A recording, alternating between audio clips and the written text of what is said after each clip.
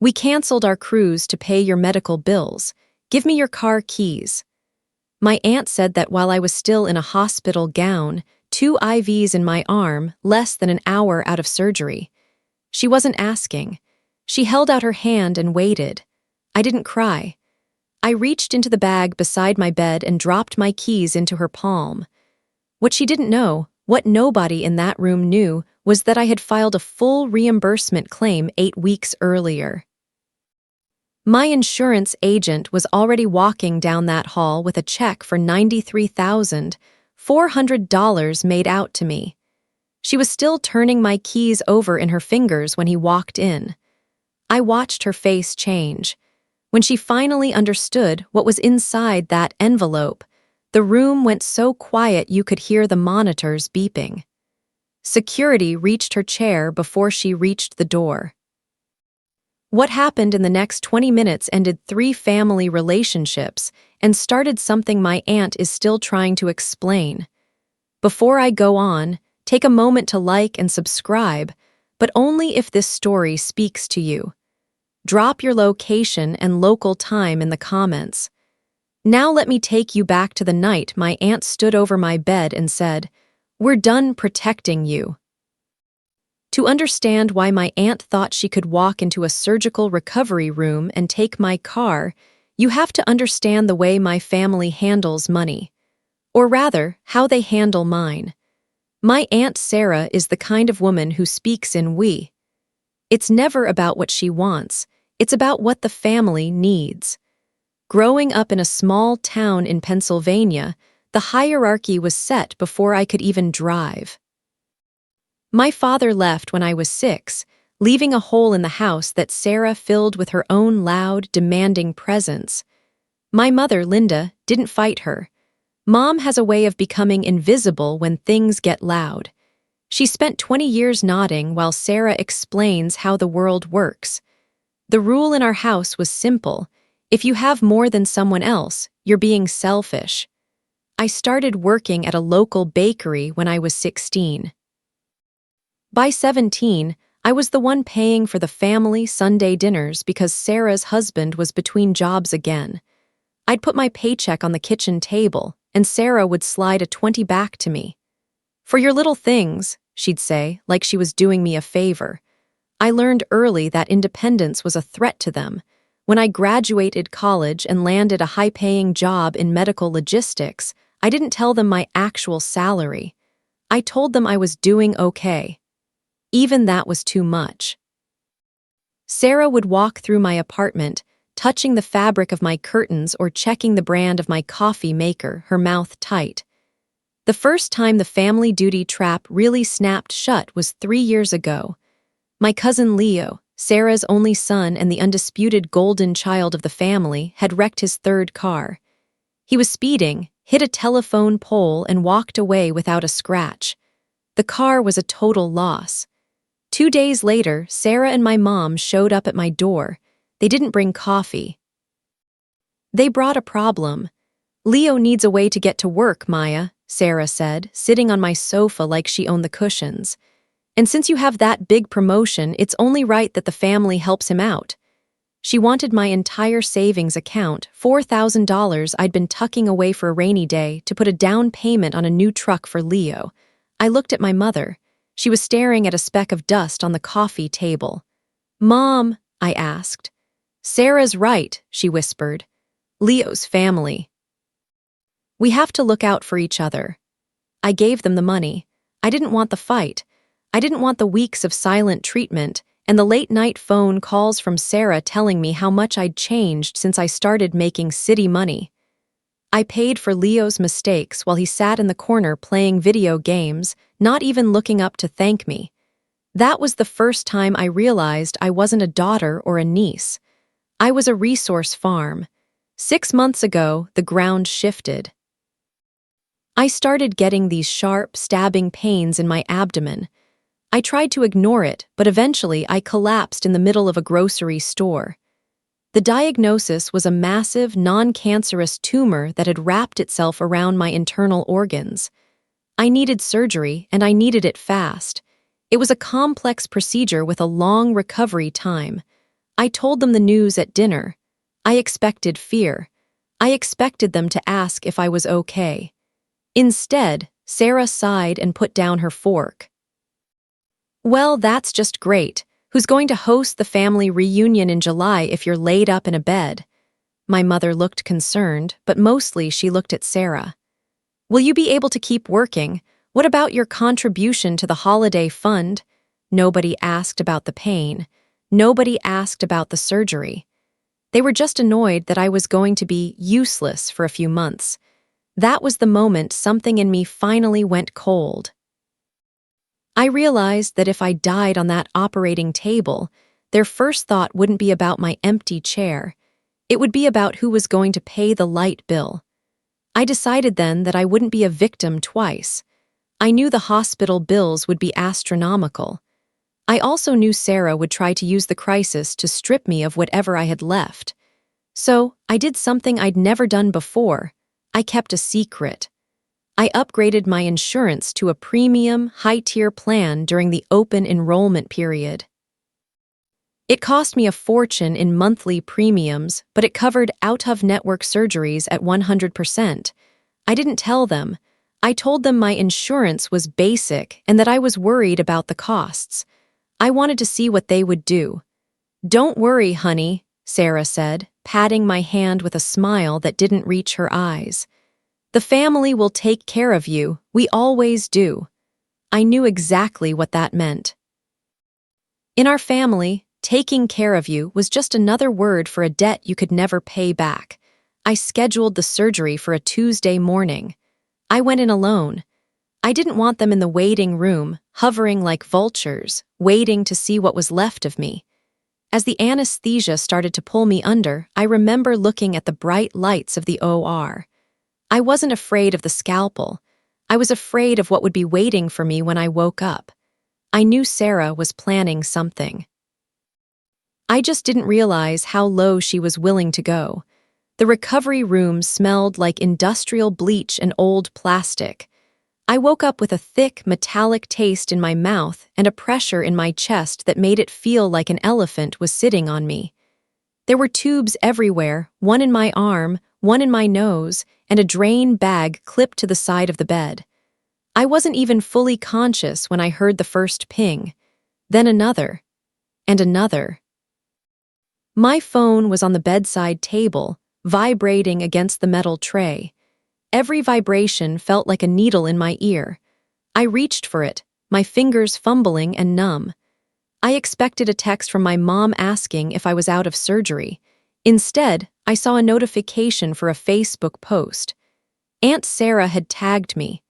The photo was a selfie of Sarah and my mother sitting in the hospital cafeteria, looking somber and exhausted. Sarah had even managed to make her eyes look a little watery. The caption read, "Heartbroken. Our Maya is in surgery and the road ahead is so long. The financial burden of this crisis is devastating for our family. We've had to make some huge sacrifices, including canceling our long-awaited dream cruise, just to make sure her medical bills are covered. Family first, always. Please pray for us." I stared at the screen, my vision blurring. The dream cruise was a trip Sarah had been bragging about for a year, a luxury tour of the Greek Isles. My mother hadn't even been invited on it. Under the post, the comments were already piling up. "You're such an angel, Sarah. Maya is so lucky to have a family that steps up like this. Sending prayers for your finances and her health." I felt a cold shiver that had nothing to do with the air conditioning. Sarah hadn't paid a dime. She didn't even have my insurance information. I had handled everything through my employer's portal. She was building a stage, and she was using my body as the centerpiece. 10 minutes later, my mother walked in. She didn't come to the bed. She stood by the window, adjusting the blinds. "You're awake," she said. Her voice was flat, like she was reciting a script she hadn't memorized yet.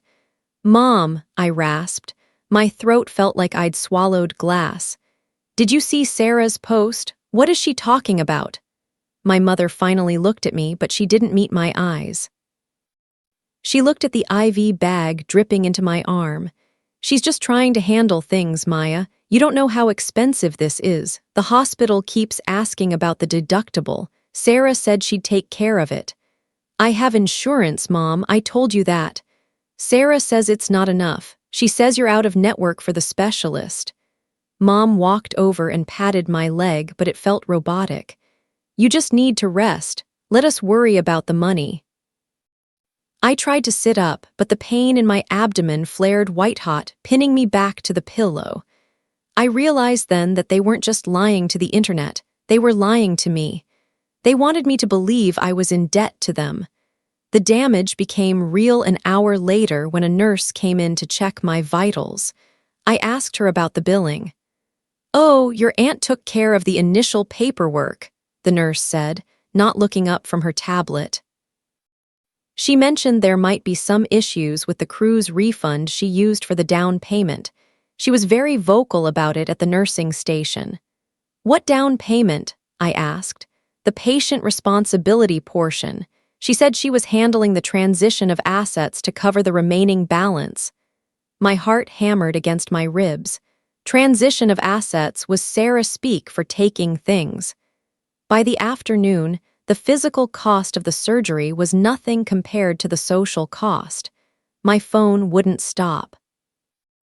My Uncle Jim texted me, calling me ungrateful for letting Sarah throw away her retirement savings on my surgery. My old high school friends were messaging me, asking if I needed a GoFundMe because Sarah told them I was basically bankrupt.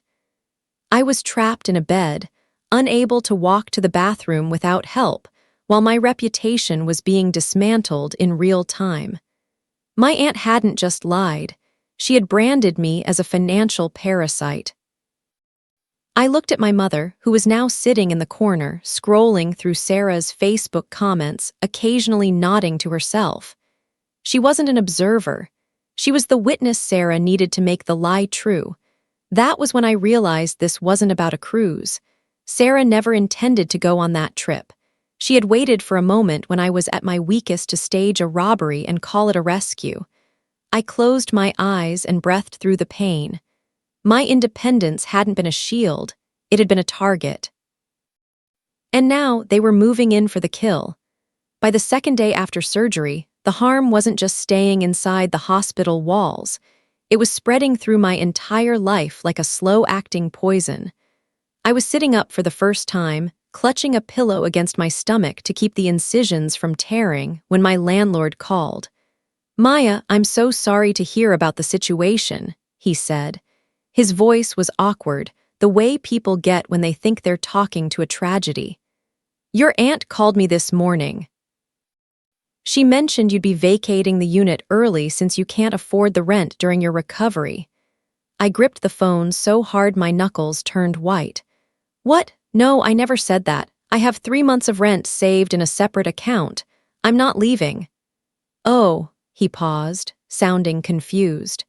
"She told me she was the emergency contact and that the family was consolidating assets to pay for your life-saving treatments. She even asked about the security deposit refund process." She was moving faster than I could heal. Sarah wasn't just trying to get a car, she was trying to dismantle my entire independent existence so that I would have no choice but to move into her guest room and be her permanent project. While I was paying for my own recovery with my health and my savings, Sarah was out in the world collecting the rewards. My mother came in later that afternoon carrying a shopping bag from an expensive department store. "What's that, Mom?" I asked. "Oh, Sarah bought me a new coat," she said, pulling out a plush wool wrap. "She said we both needed a pick-me-up after the stress of your surgery. She's been so generous, Maya.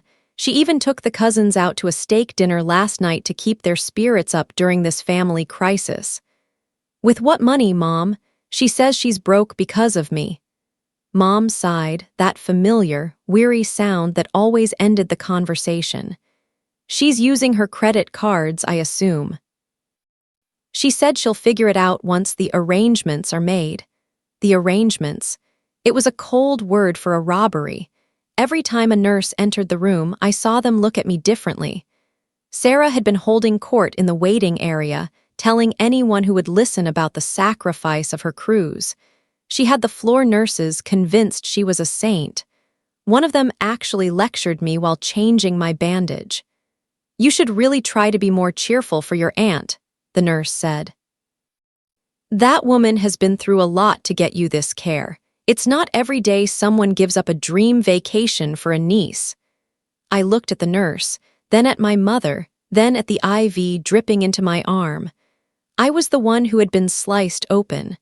I was the one who would spend the next 6 weeks learning how to walk upstairs again. But in the eyes of the world, I was the burden, and Sarah was the martyr. The harm was widening. It wasn't just a lie anymore. It was a debt being written in a ledger I never agreed to. Sarah was spending money she didn't have, telling the world she was spending it on me, and then looking at my car, my beautiful, paid-off SUV, as the collateral. That evening, I got a text from my cousin Leo. It was a photo of him sitting in the driver's seat of my car. He must have used the spare key Sarah took from my apartment. "Clean the trash out for you. Can't wait to get the paperwork finished so I can take it to the beach next weekend. Mom says thanks for being a team player for once." He didn't ask. He didn't offer to help. He just staked his claim. I didn't reply. I couldn't. If I had, I would have screamed, and the nurses would have just called me agitated and ungrateful. I realized then that I was being buried alive in a narrative I hadn't written. My car was sitting in my apartment parking lot, 100 miles away, and my cousin was already treating it like his birthday present. My aunt was wearing the crown of a savior while picking my pockets, and my mother was just happy to have a new coat. I was paying for everything: the surgery, the insurance, the recovery, and yet I was the only person in the family who was losing. By the third day, the hospital room didn't feel like a place of healing anymore. It felt like a cage where the bars were made of other people's opinions. The spillover into the rest of my life was total. It started with the family support group chat. I hadn't looked at it in months, but now my phone was a relentless stream of judgment. My second cousins, people I hadn't seen since a funeral 3 years ago, were weighing in. "I can't believe Maya is letting Aunt Sarah sell her jewelry just to keep the lights on," one cousin wrote. "It's the entitlement for me," another replied. "She has that fancy corporate job but expects her elders to bankrupt themselves for her surgery. Typical." I lay there, staring at the ceiling, wondering how a $2,000 deductible had turned into bankrupting the elders. I hadn't asked for a dime. I hadn't even asked them to come to the hospital. But Sarah had painted a picture of a family scraping their savings out of jars to pay for my life, and the whole town was buying it. Then came the messages from work. My boss, a kind woman named Alina, sent me a cautious email. "Maya, your aunt called the office today. She was very distressed. She mentioned you might need an extended unpaid leave and asked about the process for cashing out your 401k for medical expenses. I told her I could only discuss that with you, but I wanted to check in. Are things that dire?" My stomach dropped. Sarah was touching my career now. She was trying to flag me as a liability to the company I had worked 5 years to impress. If she convinced them I was a financial wreck, they'd pass me over for the director position I was slated for in the fall. That was the strategy: make me small. Make me look like I couldn't handle my own life so that everyone would agree I needed supervision. Around 2:00 p.m., Leo posted a video to his Instagram story. He was at a car dealership filming a row of shiny new trucks. "Almost there, boys," he said to the camera, his voice full of that unearned confidence he always wore. "Just waiting for the donation to clear. New ride by Friday. Shout out to my mom for making it happen." He didn't even have the decency to be subtle. He was celebrating my surgery because it was his ticket to a vehicle he hadn't worked a day for. He was the real victim in his own mind, the boy who had to wait an extra week for a truck because his cousin got sick. The pressure wasn't just digital, it was in the room. Every time my mother came in, she brought the weight of the outside world with her. "People are talking, Maya," she said, smoothing the sheets at the foot of my bed. "They think you're being cold. Sarah is crying every night because she's so worried about the debt she's taking on for you. Would it kill you to just tell her you're grateful?" "Grateful for what, Mom? The lies, she hasn't paid anything." Mom snapped the sheet tight. "She's protecting the family image. If people knew you were paying for this yourself, they'd think we don't care. They'd think we're a fractured family. Sarah is making sure we look united. By stealing my car, it's not stealing if it's an exchange for her sacrifice," Mom said, her voice rising. "She canceled her cruise. Do you know how hard she worked for that?" That was the first lie that really mattered. The cruise. It was the foundation of Sarah's entire extortion plot. If she didn't sacrifice the cruise, she didn't have a claim.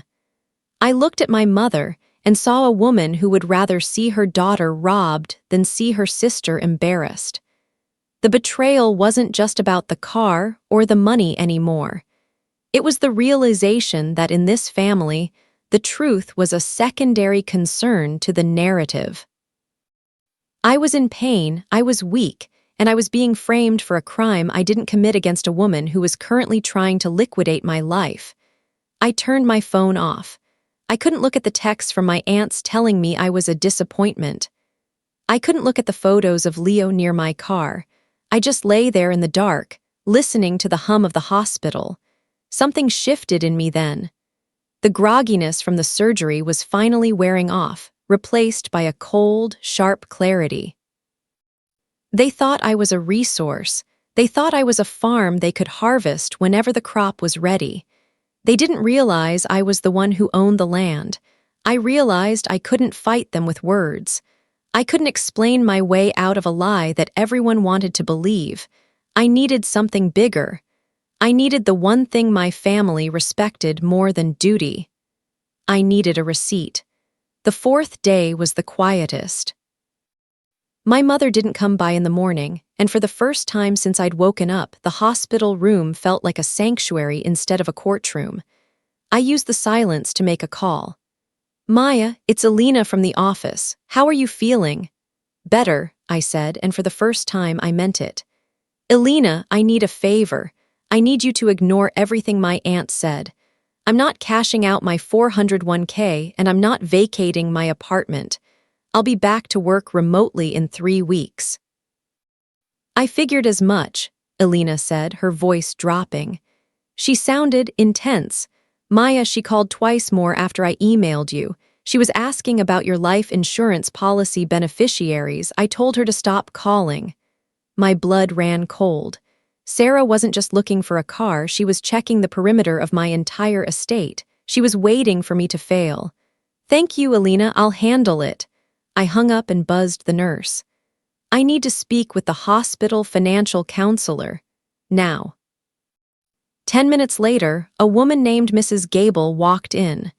She was sharp, wearing a blazer that looked like it could stop a bullet, and carrying a thick manila folder. She didn't look like someone who fell for family tragedy stories. "Ms. Reed," she said, sitting in the guest chair. "I've been wanting to speak with you. A woman claiming to be your aunt has been quite disruptive at the billing desk. She's been demanding receipts for payments she claims she made, but our system shows your insurance cleared the entire surgical balance 4 days ago." "She didn't pay anything," I asked, though I already knew the answer. "Not a cent. In fact, she tried to put a $500 administrative deposit on a credit card that was declined. She then told our clerk that you were hiding assets and that we should look into seizing your vehicle for payment. We told her that isn't how hospitals work." I let out a breath I'd been holding since I went under the knife. The clarity was like a physical weight lifting off my chest. Sarah hadn't just lied to the family, she had tried to weaponize the hospital against me. "Mrs. Gable," I said, "I have a premium reimbursement rider. Because I paid the out-of-network specialist fees up front with my savings, the insurance company is issuing a direct reimbursement check to me, right? Correct, she said, tapping her folder. I actually just got off the phone with your agent, Mr. Henderson. Your claim was processed as an expedited medical necessity. The reimbursement for your out-of-pocket costs and the specialist overage is $93,400. I stared at her. I knew it would be a lot, but seeing the number written out in my head was different. $93,400. That was more than I owed on my car. It was a down payment on a house. It was my freedom, printed on a piece of paper. Mr. Henderson is actually on his way here, Mrs. Gable continued. He said he'd rather deliver it to you personally to ensure it doesn't accidentally end up in the hands of your emergency contact. He seemed concerned. He should be, I said. About an hour later, David Henderson walked in. He'd been my insurance guy for years. He looked at the tubes in my arm, then at the door, then at me. Maya, you look like you've been through it, he said, pulling an overnight envelope from his briefcase. I heard about the phone calls to the office. Your aunt is persistent. She's a thief, David. Let's call it what it is. Well, he said, sliding the envelope onto my tray table. She can't touch this. This is made out to you and you alone. It's the reimbursement for the surgical team, the private recovery suite, and the out-of-network anesthesia. Everything you paid for is right here. I looked at the envelope. It was thin, but it felt heavy. I need you to do one more thing for me, I told him. My aunt and my mother are coming here this evening. They think they're coming to collect my car keys as payment for the bills Sarah supposedly paid. I need you to be here when they arrive. David frowned. You want me to be a witness? I want you to be the truth, I said. I've spent my whole life letting them tell the story. I'm done being a character in Sarah's play. I want them to see the check. I want them to hear the numbers, and then I want them gone. David checked his watch. I have a closing at 5, but I can be back here by 6:30. Will that work? Perfectly. As he left, the room felt different. The it-gets-worse feeling that had been hounding me for days was gone. It was replaced by a sharp, cold anticipation. I wasn't just recovering from surgery anymore. I was preparing for a deployment. I reached into the bedside bag and felt my car keys. They were cold and jagged in my palm. Sarah wanted them so badly. She had told the world she earned them through her sacrifice. She had told my mother that taking my car was the only way to save me from my own debt. I looked at the insurance envelope. The leverage was real. For the first time in 24 years, I held the cards. I wasn't the resource farm anymore. I was the one who was going to shut down the harvest. I leaned back into the pillows and waited. The countdown had started. The leverage was finally in my hands, literally. I spent the next hour looking at that envelope. It sat on the rolling hospital tray like a ticking clock. Inside was $93,400, proof that I had paid for my own life, proof that Sarah was a liar, and proof that I didn't owe the family anything but a goodbye. But leverage is only useful if you know how to use it. I didn't want to just win. I wanted to end the game. I called the head nurse, a woman named Carla who had been witness to Sarah's martyr performances for 3 days. When she walked in, she looked tired. Sarah had probably been cornering her in the hallway again. "Carla," I said, my voice steady despite the pull of the stitches. "I need to report a security concern. My aunt is coming here tonight. She believes she has a right to my personal property, specifically my car. I've already spoken to the hospital's financial counselor.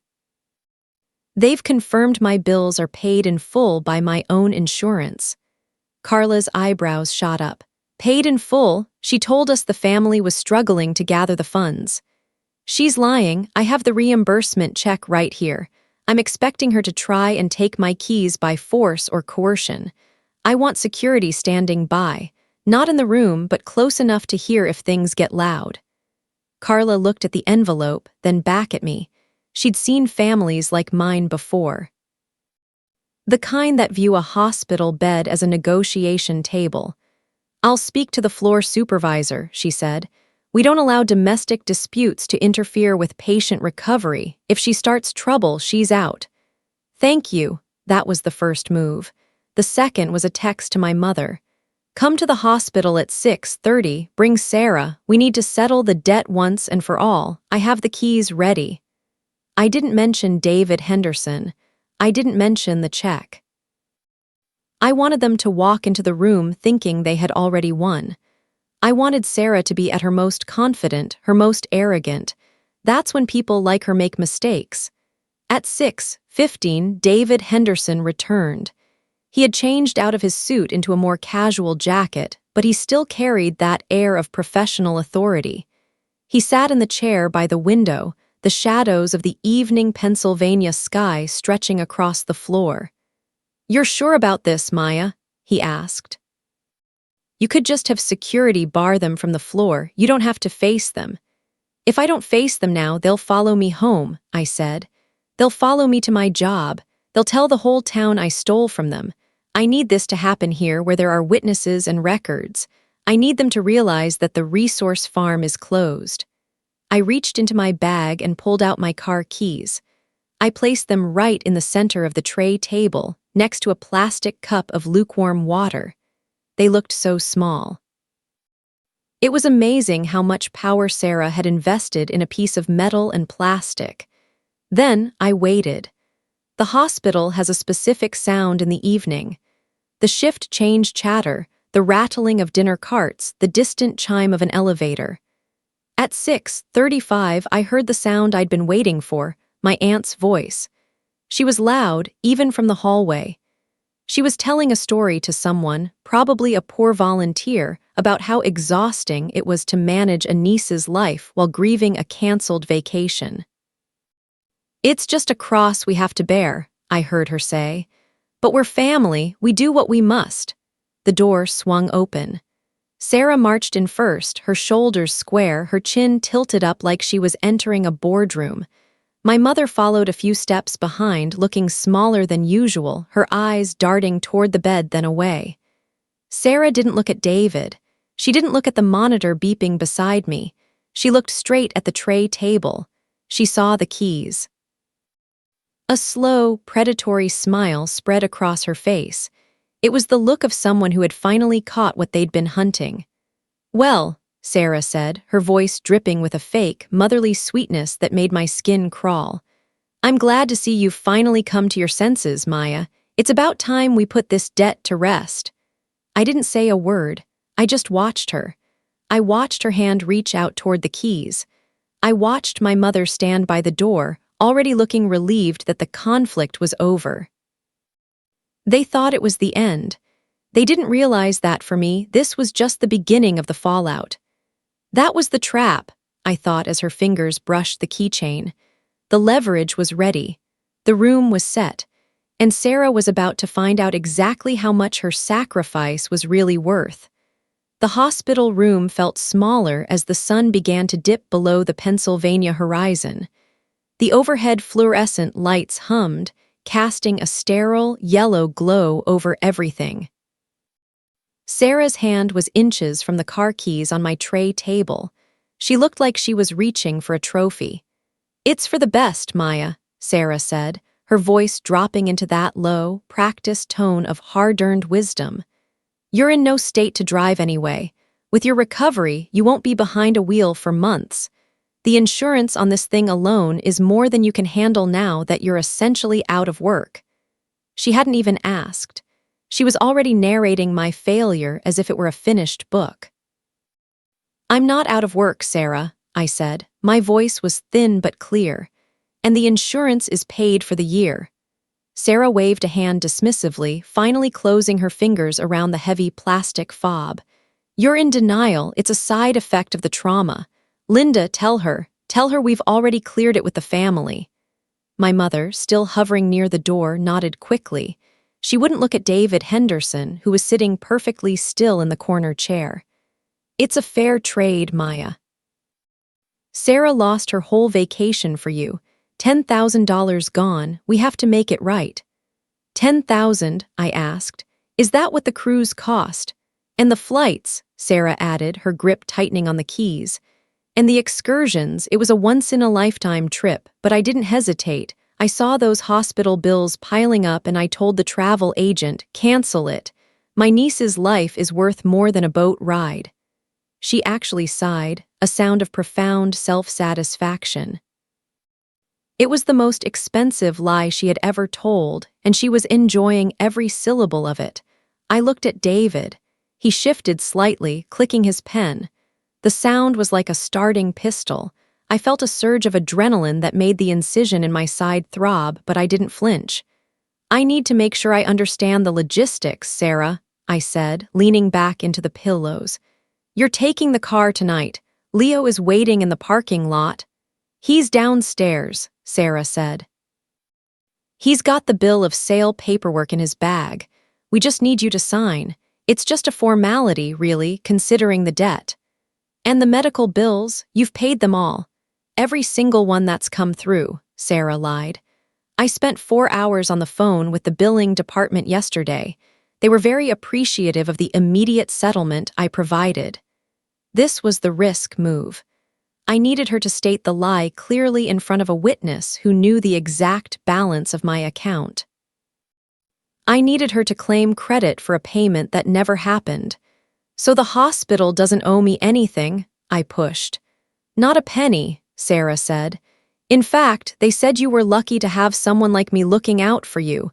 Most people end up in collections for a surgery this size.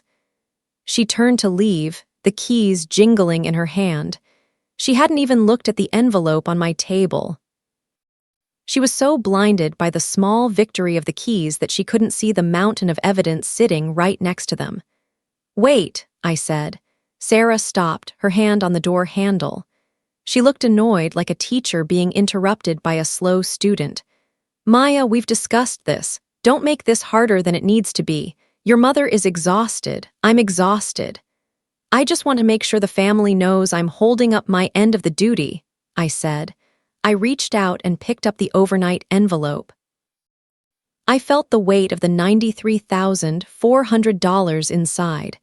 I have a gift for you, Sarah, since you've been so generous with your cruise money. My mother stepped forward, a flicker of curiosity or maybe greed crossing her face. Sarah frowned, her eyes darting to the envelope. What is that? Sarah asked. It's a receipt, I said, and a reimbursement for everything. I looked at the clock. 6:42 p.m. The insurance agent was ready. Security was in the hall. The lie was fully inflated, floating in the middle of the room like a lead balloon. I could feel the threshold of the impact.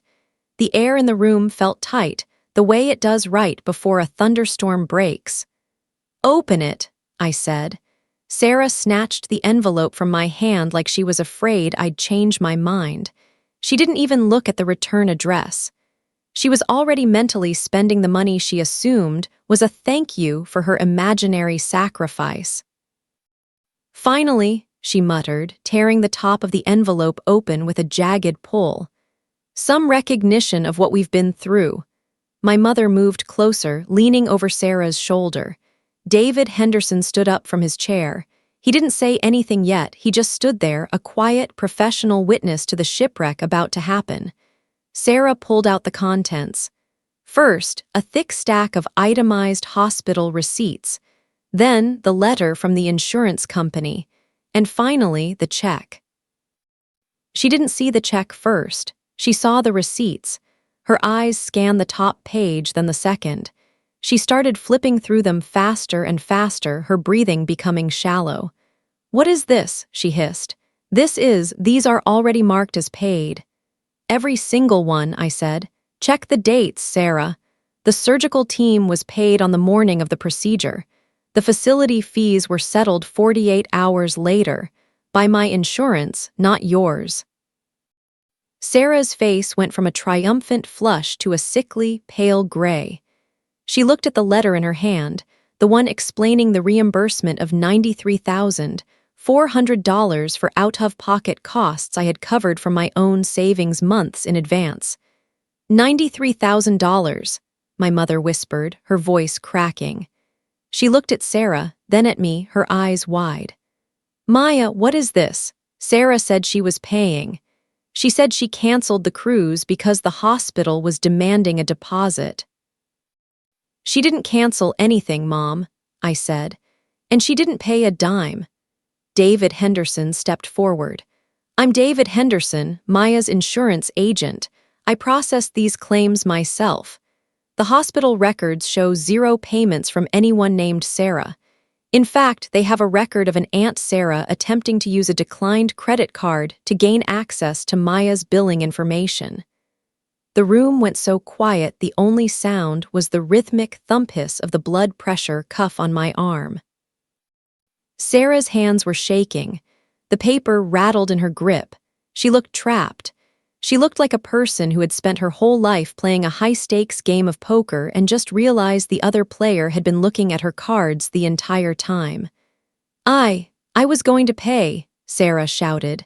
The sweetness was gone. Her voice was sharp and ugly, the sound of a cornered animal. I had to cancel the cruise anyway. The stress of your health made me too sick to travel. I was going to use that money for the extra things you'd need. You didn't cancel it, Sarah, I said. I pulled my phone from under the pillow and turned the screen around. It was a screenshot of a travel agent's portal. I had a friend in the industry who had done me a quick favor that afternoon. Your cruise was never canceled. You were flagged as a no-show 48 hours ago. You kept the booking because you thought you could still go after you got my car keys. You just didn't want to pay for the flights. Sarah dropped the papers. They fluttered to the floor like dead leaves. You've been spying on me, she screamed. After everything I've done, after I sat in this room and watched you sleep, you're an ungrateful, selfish little— Sarah, stop, my mother said. It was the first time in 20 years I'd heard my mother speak without asking for permission first. She was looking at the receipts on the floor. You told me you were broke. You told me we had to take her car because she was going to be a ward of the state if we didn't offset the costs. You made me lie to her.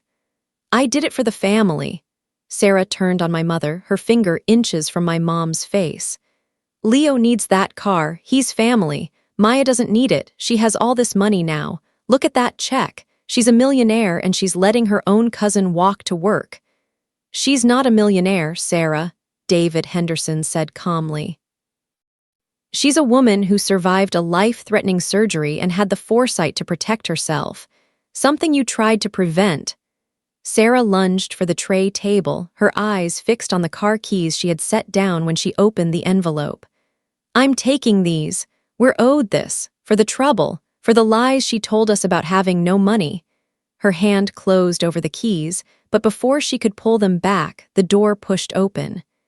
2 hospital security guards stepped in. They didn't look like they were there to chat. Carla, the head nurse, was right behind them. Is there a problem here? The lead guard asked. He was looking at Sarah, who was currently clutching my keys to her chest like they were made of gold.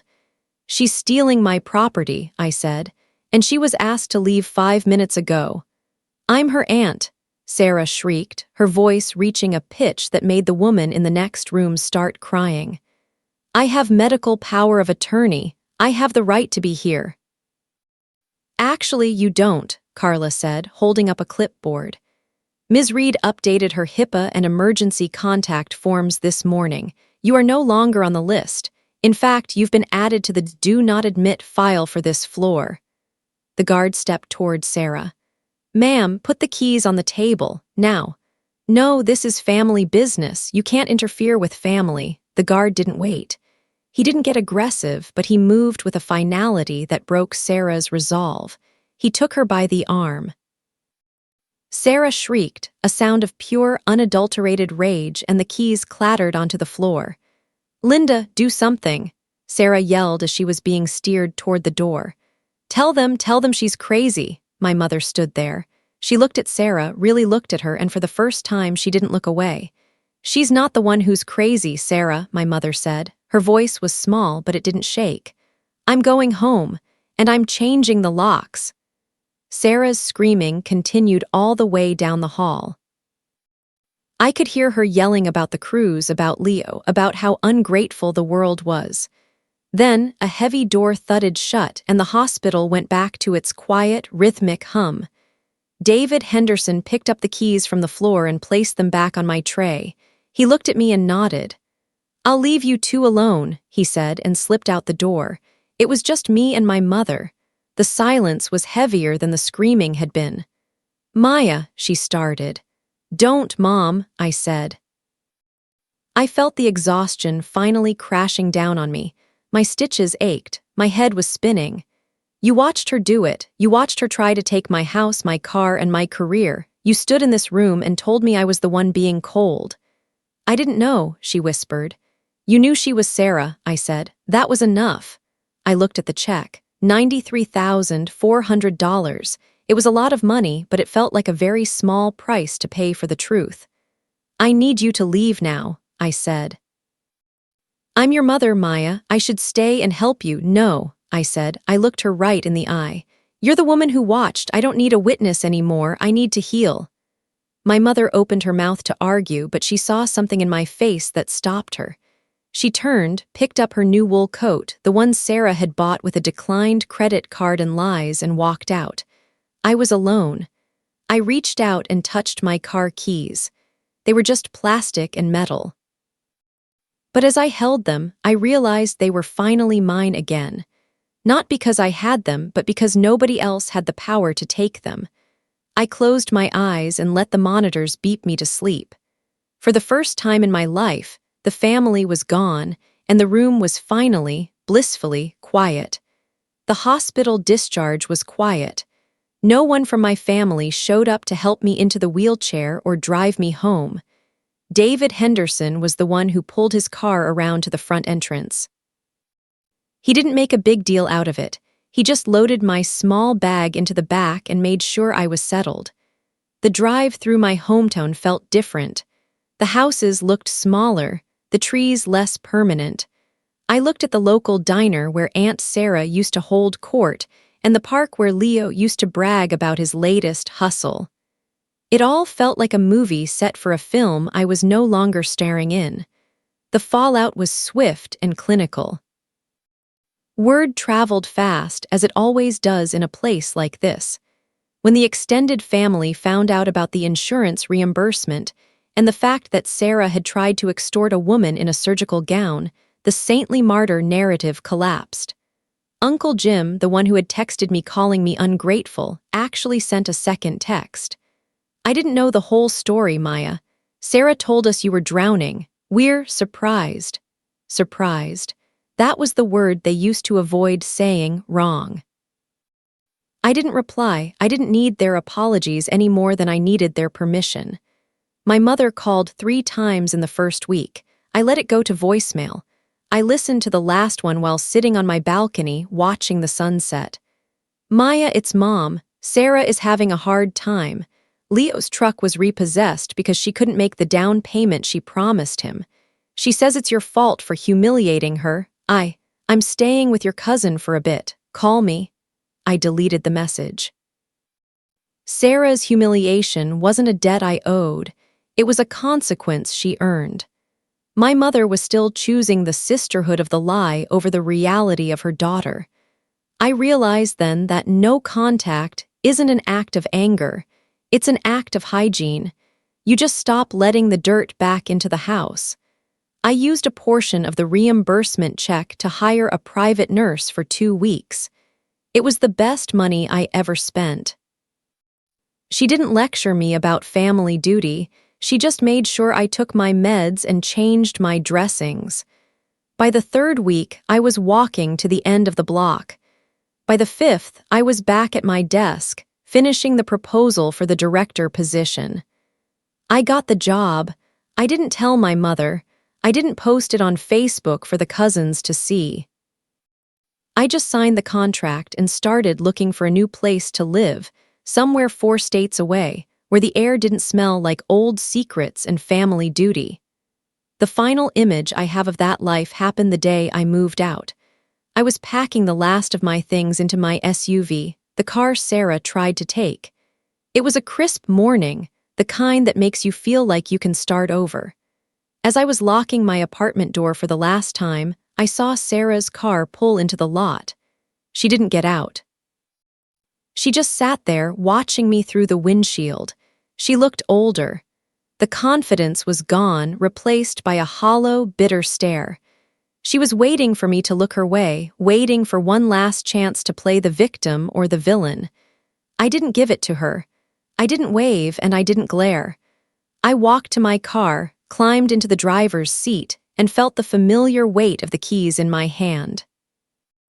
I shifted into drive and pulled away, watching her figure shrink in the rearview mirror until she was just a small, stationary dot in a world I was leaving behind. I'm 32 now. I live in a city where no one knows my aunt's name. My medical bills are a memory, and my savings are my own. Sometimes, when the house is quiet, I think about that hospital room and the sound of the security guards' boots on the linoleum. I don't feel triumph. I just feel peace. I learned that day that you can't fix a family that sees you as a bank account. You can only close the branch. That's my story. It's not the one my family tells, but it's the only one that's true. If you've ever been told that you owe people who only show up when you're bleeding, I want to ask you something. When did you realize that your life belonged to you and not the people who share your DNA? Drop your answer in the comments. I read as many as I can, and your stories remind me that I'm not the only one who had to walk away to find home. If this story resonated with you, please hit that like button and subscribe for more stories about finding the strength to stand alone. If you want to hear more about family dynamics, check out the story on your screen right now about a mother who tried to cancel her daughter's wedding. Thanks for listening. Until next time, take care of yourself. Because if you don't, no one else will.